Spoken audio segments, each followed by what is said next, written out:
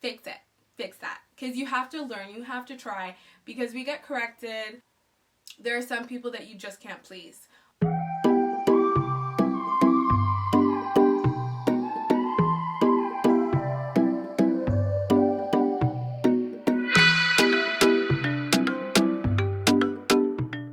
Hi guys, my name is Yatia Lamide Adiburn, and welcome back to Living Life with Your Favorite Nurse. So welcome back to my channel, guys. If you're new, don't forget to subscribe before leaving, and if you're one of my subscribers, welcome back. So today we are talking about Clinicals 101. For all my nursing people, it doesn't matter what year you're in, these tips matter. So basically I'm going to go over some things that you guys should know and really take into account when it comes to clinicals. And these tips will help you no matter what year you're in. So let's get started. So my first tip, use lab time wisely. Lab time is so important when it comes to clinicals. I truly wish I knew this when I started school. I feel like there was a lot of things that I had to do in clinicals that I could have actually prepared for in lab. I wouldn't say I joked around that much, but I don't think I took it as seriously as I should have. So something as simple as making a hospital bed or like a nursing bed with that corner, whatever it is, with the triangle corner. I remember when I had to do that in the nursing home and I just was like, I know how to make my own bed. I don't think it's the same thing, but it was not great. It just wasn't great. So something as simple as that, I had time to practice. I had time to learn how to make that horrendous corner, but I didn't use it. So when it came to clinicals, you know, I just had to figure it out. And I did, but definitely I could have used my lab time wisely. Again, if you think about it, a lot of what you do during labs and what you learn is actually what you'll do in clinicals. A lot of the stuff are similar, so why not use that time to ask questions, to figure it out, learn your style, learn how you do it, or make mistakes, because when it's time to go to clinicals, they throw you to the wolves, not to scare you, but you're expected to know a good amount. You're expected to know some stuff. So like an example for me, thank God I paid attention during a lab that day, but we were learning to take out staples out of like a fake person's arm or whatever, and I did it. I actually did it a couple times. Only God knows why I actually was really interested in that. And then during the week, my lab instructor was like, we were on the surgery floor, and she was like, someone has to get their staples out of their neck. I was like, wow, that's awesome. And she's like, you can do it. I was like, sure. So I did it. I was so nervous. I was so scared. But I do think the fact that I practiced during lab a couple times really did help. I remember my hand shaking like crazy. I don't think that was, nothing could change that really. But the fact that I kind of knew how to hold the staple remover and kind of know how my hand will flow actually still really did make it a little easier. But again, it was still a mess. But sorry, I don't know why my hair keeps just falling out. Are we good? Are we set? We'll see how long this lasts for. So yeah, basically use your lab time. It's really, really important, and it will help you in clinicals. Sorry, this is still not doing it for me. Okay, yes, this is it. So yeah, what I said. So the next tip is never do something you are not sure of. Like, if I could stress this the most, as much as I can, this one is so important because we are going to make mistakes. As a nurse, you're going to make a mistake. As a student, you're going to make a mistake. But there are some mistakes that can be avoided. If at all you do not know something, you are unsure of something, and or something doesn't feel right, take a second, ask a colleague, ask your instructor, ask someone, ask your preceptor, whoever, so that you don't make a mistake that could take away someone's life. That is just really huge. I know we say we don't want to ask stupid questions. I know we don't want to look dumb to our colleagues or our preceptor, but when you think about it, would you rather look dumb or kill someone? So, not to scare you again, but it is important to clarify your knowledge. If at all you're told to do something and you're like, oh sure, and you're not really sure how to do it, there's no harm just maybe looking it up, asking a friend, oh, how do you do it? Just making sure you know what you're doing. Or if you're giving a med, always know the medication that you're giving, why you're giving it, and always just confirm that you know what you're doing.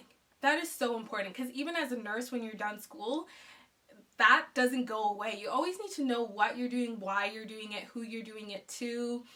Those things are so important. So again, if you're ever not sure about something, check it again, and then do it. Do we agree on that? Okay. Tip number 3, or thing to know that everyone has their own pace. That is just something that people need to know throughout school, really.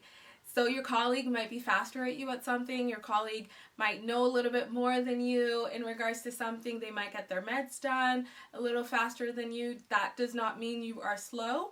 Everyone has their own way of doing things. No, this is not okay.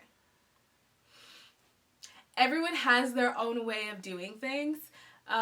Doesn't make your way wrong. As long as you know you're still getting it done, and you're getting it done in a good time, in a good fashion, then it doesn't matter how other people do other things. There might be a friend that maybe is passing out meds before you. So you might have friends or colleagues who, might be able to put in a catheter and you don't know how to do that just yet. Definitely read about it, learn how to do it, become confident, look for opportunities to practice, and then your time will come. Your time will come when you'll be that student that's independent, that your clinical instructor doesn't really have to focus on you, but there also might be a time that your clinical instructor might have to spend a lot of time with you, because maybe there's something you're not getting or something that you need more work on. Use that time, learn, and then you will be a free bird eventually. You will have your time. So don't worry about that. Just make sure you're learning, you're growing, you're asking questions, and you're doing all that you can. That's really it. So tip number 4, learn how to take criticism.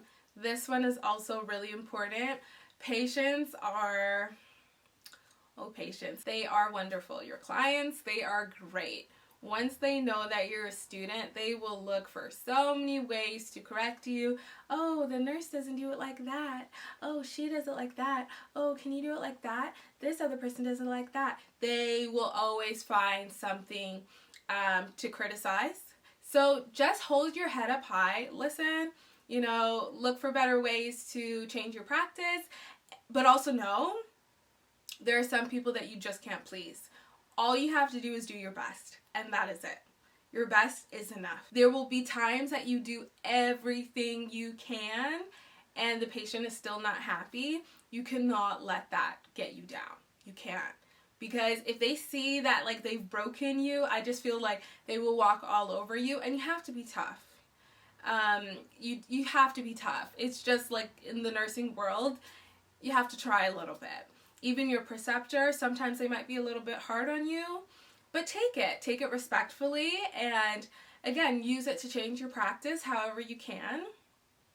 And again, your clinical instructor can have a lot of things to say, and again, do your best to take it as respectfully as you can. Again, that's also a grading point, if you can take criticism well, or if you can take correction and all of that. So if by chance you don't take it well, fix that, because you have to learn, you have to try, because we get corrected on a lot of stuff, and it's better that you get corrected now than later when you're on your own and you don't really have anyone to kind of look over your shoulder and tell you oh, this can be better.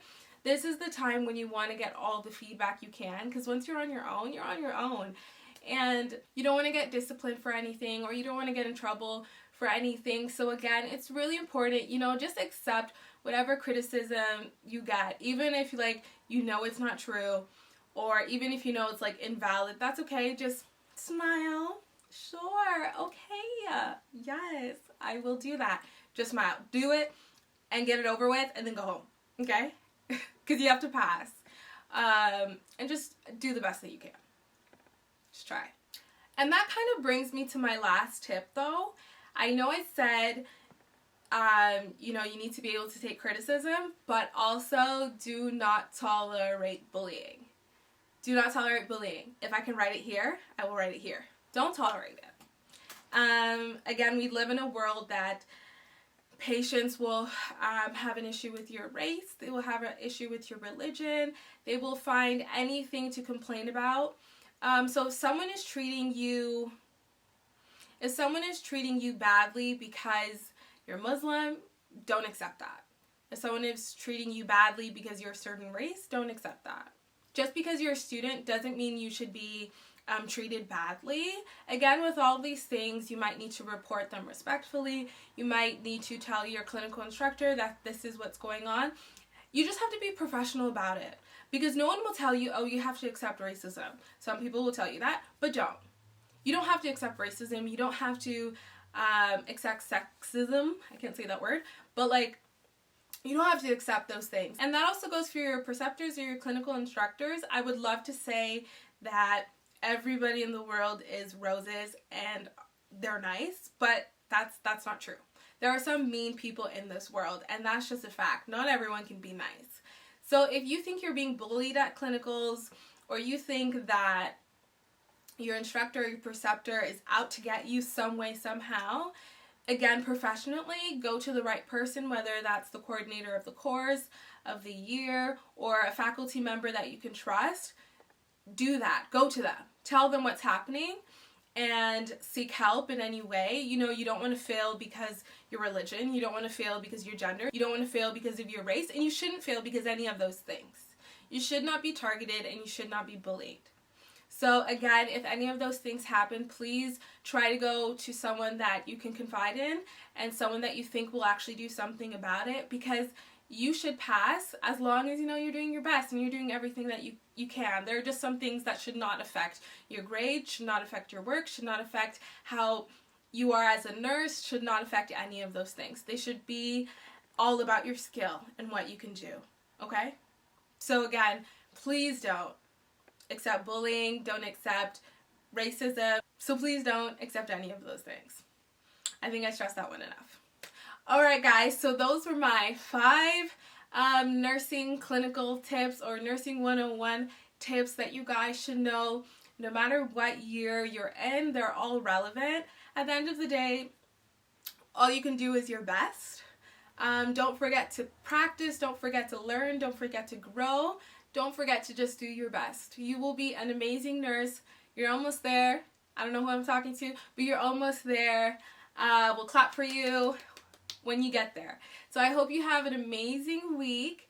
Thank you so much for tuning in. Have a good week ahead and keep living life from your favorite nurse.